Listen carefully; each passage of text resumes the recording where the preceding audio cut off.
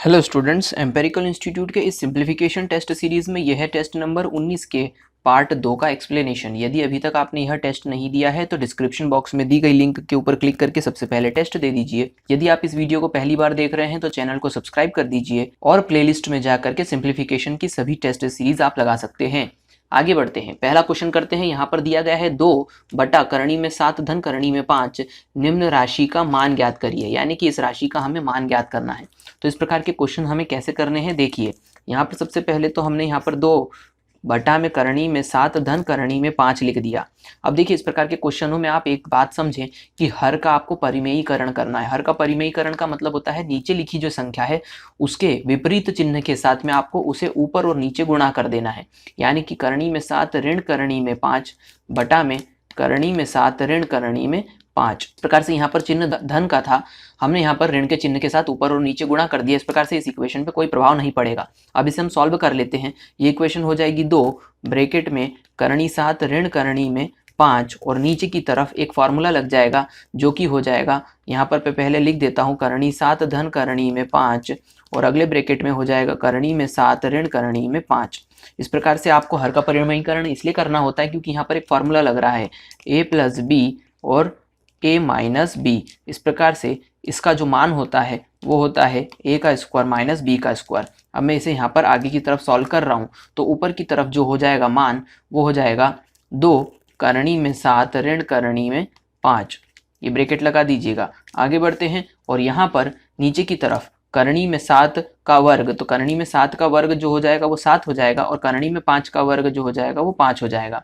इस प्रकार से इसे आगे सॉल्व करने पर 2 ब्रैकेट में करणी 7 ऋण करणी में 5 बटा में 2 आ जाएगा। 2 से 2 कैंसिल हो जाएगा।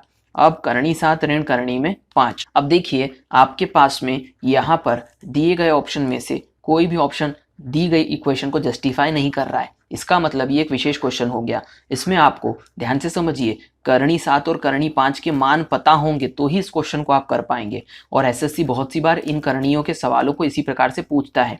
तो इसमें करणी 7 का जो मान होगा वह होगा 2.64 और माइनस यहाँ पर करणी 5 का जो मान होता है वह होता है 2.23। अब इस प्रकार से इसे आप घटा देंगे तो यहाँ पर 4 में से 3 गया तो 1 बच गया, 6 में से 2 गया तो 4 बच गया और 0.0 इसका मान आएगा 0.41 जो कि ऑप्शन सी पे दिया गया है। तो मैं उम्मीद करता हूँ आपको ये समझ में आ गया होगा। मैं कुछ करणियों के मान आपको लिखवा दे रहा हूँ जिन्हें आप भविष्य के लिए याद कर लीजिएगा। जैसे कि कुछ मान इस प्रकार से हैं। इस प्रकार से आप यहाँ पर देख सकते हैं कि मैंने करणी 2, करणी 3, करणी 10, करणी 11, करणी 13 और करणी 15 के मान लिख दिए हैं। इसी के बीच में मैंने यहाँ पर करणी 7 और करणी 5 का मान आपको पहले ही लिखवा दिया है। तो करणी 2 से लेकर के करणी 15 के मान आप इसी प्रकार से याद कर लीजिए कंठस्थ, क्योंकि इस पर अमूमन क्वेश्चन पूछे जाते हैं। तो मैं उम्मीद करता हूँ कि आपको ये क्वेश्चन समझ में आ गया होगा और ये एक्स्ट्रा डिटेल जो है ये आपके आगे मदद करेगी। आगे बढ़ते हैं, अगला क्वेश्चन कर। अगला क्वेश्चन कुछ इस प्रकार से है कि यहाँ पर 0.1 के ऊपर बार लगाया हुआ है और उसका वर्ग है। अगले ब्रैकेट में 1 - 9 ब्रैकेट में 0.16 के ऊपर बार है, सिर्फ 6 के ऊपर बार है और फिर इसका स्क्वायर है। तो देखते हैं इसको सॉल्व करके। सबसे पहले तो हम यहाँ पर इस इक्वेशन को लिखेंगे इस प्रकार से। अब देखिए यहाँ पर इस सवाल को हमें किस प्रकार से करना है, ध्यान से समझिए। यहाँ पर ये जो बार लगा हुआ है, इस बार का मतलब ये होता है कि यह एक प्रकार की शुद्ध दशमलवी संख्या है। तो इसे हम कैसे लिखेंगे, ध्यान से समझिए। ब्रैकेट के अंदर में बार हटाऊंगा तो 1 लिखूंगा और बटे में 1 बार 9 लिख दूंगा, क्योंकि बार के नीचे एक ही जो है अंक है। तो इस प्रकार से इसका पूरे का वर्ग हो जाएगा। यहाँ पर ब्रैकेट में 1 - 9, यहाँ पर ब्रैकेट में यहाँ पर ये मिश्रित प्रकार का दशमलवी संख्या है। तो मिश्रित प्रकार की दशमलवी संख्या को हम कैसे लिखते हैं, यहाँ पर जो अंक दिया गया है 16 वैसा पूरा लिख लेंगे। जिस अंक के ऊपर बार नहीं आता उसे हम घटा देते हैं और बटा में 1 9 आएगा, क्योंकि यहाँ पर बार के नीचे एक अंक आ रहा है और बार जिसके ऊपर बार नहीं लगा है वह एक अंक है, इस हिसाब से 1 0 आएगा। इस पूरे का वर्ग कर देंगे और ये ब्रैकेट बंद कर देंगे। ध्यान से समझिए मैंने यहाँ पर क्या किया है। जो भी संख्या इस प्रकार से मिश्रित दशमलव के साथ लिखी जाती है, इस प्रकार से हम यहाँ इसे वैसा का वैसा लिख देंगे। जिस अंक के ऊपर बार नहीं लगता उतने अंक को हम घटा देते हैं और नीचे उतनी बार 9 लिखते हैं जितने अंक बार के नीचे आए हैं और 1 0 लगा देंगे, क्योंकि यहाँ पर सिर्फ एक ही अंक है जिसके ऊपर बार नहीं है। तो इस प्रकार से ये 90 आ जाएगा। आगे बढ़ते हैं, 1/9 तो यहाँ पर हम इसे सॉल्व करेंगे, 1/81 हो जाएगा, ब्रैकेट के अंदर 1 - 9, यहाँ पर ब्रैकेट में हो जाएगा 15/90 और पूरे की घात 2 और ये ब्रैकेट लग जाएगा। 15 से ये टोटल 6 बार कैंसिल हो जाएगा, यहाँ पर आ जाएगा 1/81 ब्रैकेट में 1 - 9 मल्टीप्लाइड बाय 1/36। इस प्रकार से ये बड़ा ब्रैकेट लग जाएगा। अब यहाँ से 9 चौक 36, ये टोटल 4 बार कैंसिल हो जाता है, तो यहाँ पर बचेगा 1/81 और यहाँ पर अगले ब्रैकेट में आ जाएगा 1 - 1/4। तो इस प्रकार से इसे हम आगे सॉल्व करेंगे। 1/81, 4 एकम 4, 4 में से 1 गई तो 3 बच गई, 3/4। अब इसे हम आगे सॉल्व करते हैं तो 3 से ये 3 दूनी 6 और 3 7 21, 27 बार कैंसिल हो जाएगा। ब्रैकेट में अगले लाइन में 1/27 को 4 के साथ गुणा करने पर 7 चौक 28 और हासिल का आ गया 2, 4 दूनी 8 और 2 10। इस प्रकार से ये सही आंसर होगा इसका 1/108, जो कि ऑप्शन बी पर दिया गया है। तो मैं उम्मीद करता हूँ ये क्वेश्चन आपको समझ में आ गया होगा। आगे बढ़ते हैं, अगला क्वेश्चन करते हैं। अगला क्वेश्चन कुछ इस प्रकार है कि किसी विद्यार्थी ने किसी संख्या को 5/3 से गुणा करने के स्थान पर उसे 3/5 से गुणा कर दिया, यानी कि उसे करना था 5/3 से गुणा, उसने उसका व्युत्क्रम यानी उल्टा 3/5 से गुणा कर दिया, तो परिकलन में त्रुटि प्रतिशत कितना होगा, यानी कि इस प्रकार से की गई कैलकुलेशन में कितना त्रुटि यानी कि कैलकुलेशन एरर है। तो यहाँ पर ध्यान से समझिए, मैं यहाँ पर त्रुटि का प्रतिशत लिख रहा हूँ। तो त्रुटि प्रतिशत में याद रखिए, जब भी आपको प्रतिशत में त्रुटि पूछी जाती है तो आप ऊपर की तरफ कितनी त्रुटि हुई है वो लिखें और डिवाइडेड बाय वास्तविक संख्या लिखें और इस प्रकार से गुणा कर दें 100 से। तो इस प्रकार से हम कहेंगे कि त्रुटि कितनी हुई है, तो वास्तविकता में हमने माना कि कोई जो संख्या रही होगी वो x रही होगी, तो यहाँ पर वास्तविक जो संख्या थी वो x का 5/3 थी और उसने उसे गलती से लिख दिया x का 3/5। इस प्रकार से इन दोनों संख्याओं का अंतर ही त्रुटि है। डिवाइडेड बाय वास्तविक संख्या जो थी वो x का 5/3 थी और गुणा कर देंगे 100 से।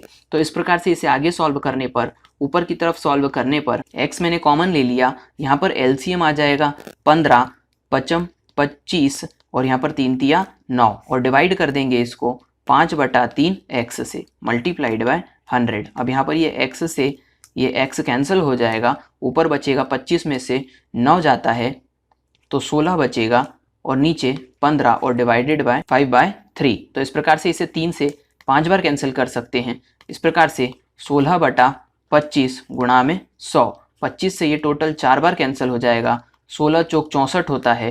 इसका सही आंसर होगा 64%, जो कि ऑप्शन डी पे दिया गया है। तो मैं उम्मीद करता हूं आपको ये समझ में आ गया होगा कि आपको त्रुटि प्रतिशत कैसे निकालना है। मैं फिर से बता दूं, ऊपर त्रुटि होगी, त्रुटि का मतलब जो गलती हुई है, गलती होती है वास्तविक संख्या को जो गलती हुई है उससे घटाने पर, यहाँ पर जो भी अंतर होगा वही त्रुटि है, वही गलती है। अब यहाँ पर उसे हम वास्तविक संख्या से जब डिवाइड कर देंगे और गुणा कर देंगे 100 से, तो हमें प्रतिशत पता चल जाएगा। तो इस प्रकार से इसका आंसर था 64%।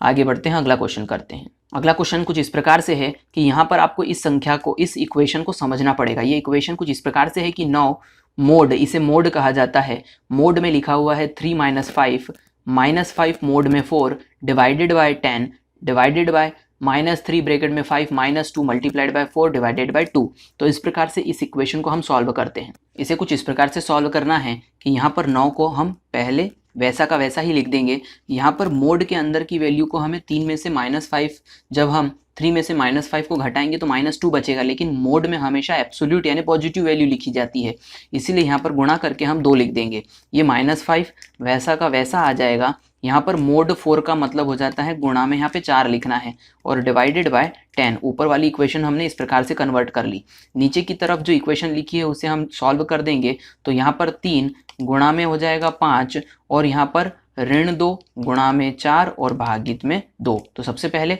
हम अब इसे सॉल्व कर देते हैं। तो यहाँ पर गुणा हो जाएगा 9 के साथ में 2 का, तो 9 दूनी 18। यहाँ पर ऋण में 5 लिख करके ध्यान से समझें, यहाँ पर गुणा करके 4/10 लिखना पड़ेगा क्योंकि पहले भाग होगा।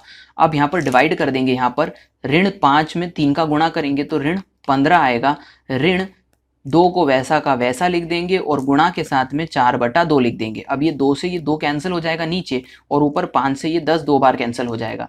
इस प्रकार से ऊपर बचेगा 18 ऋण में, यहाँ पर ये 2 बार फिर कैंसिल हो जाएगा तो ऊपर बचेगा 2, तो 18 ऋण 2 और बटे में यहाँ पर ऋण 15 और नीचे की तरफ माइनस में 4। तो इस प्रकार से ऊपर जब आप 18 में से 2 घटाएंगे तो 16 बचेंगे और 15 और 4 19 होता है, लेकिन ये ऋण में संख्या होगी इसलिए इसका आंसर ऋणात्मक होगा, यानी कि ऋण 16/19, जो कि ऑप्शन बी पे दिया गया है। तो मैं उम्मीद करता हूँ ये आपको समझ में आ गया होगा कि मोड वैल्यू को आपको कैसे सॉल्व करना है। आगे बढ़ते हैं अगला क्वेश्चन कर। अगला क्वेश्चन थोड़ा ट्रिकी क्वेश्चन है। यदि ए बी का GCD का मतलब होता है ग्रेटेस्ट कॉमन डिवाइडर, इसका मतलब यानी कि यह HCF दिया गया है। तो HCF या GDC एक ही चीज होती है, 12 है और A B धनात्मक पूर्णांक हैं, यानी कि A और B दोनों ही धनात्मक संख्याएं होंगी और कंडीशन लगा दी है A बड़ा होगा B से और बड़ा होगा 12 से, यानी A और B के दोनों के मान 12 से ज़्यादा होने चाहिए।